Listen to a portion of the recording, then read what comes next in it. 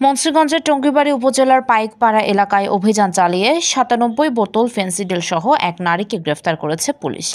গতকাল ১৭ ফেব্রুয়ারি সোমবার দিবাগত রাত ৩টার দিকে টঙ্গীবাড়ি উপজেলার আবদুল্লাপুর ইউনিয়নের পাইকপাড়া এলাকায় লতিফা বেগম নামের ওই নারীর ঘরে অভিযান পরিচালিত হয়।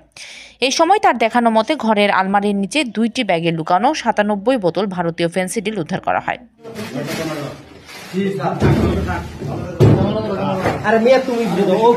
আটক লতিফা বেগম পাইকপাড়া গ্রামের সিদ্দিকুর ব্যাপারীর স্ত্রী।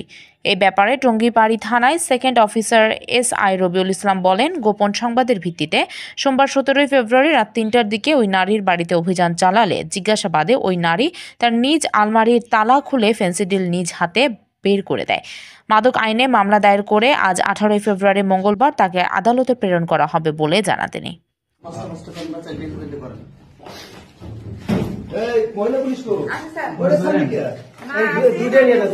মুন্সিগঞ্জ প্রতিনিধি আনিসুর রহমান রলিনের পাঠানো তথ্যচিত্রে PIB ৭১ TV।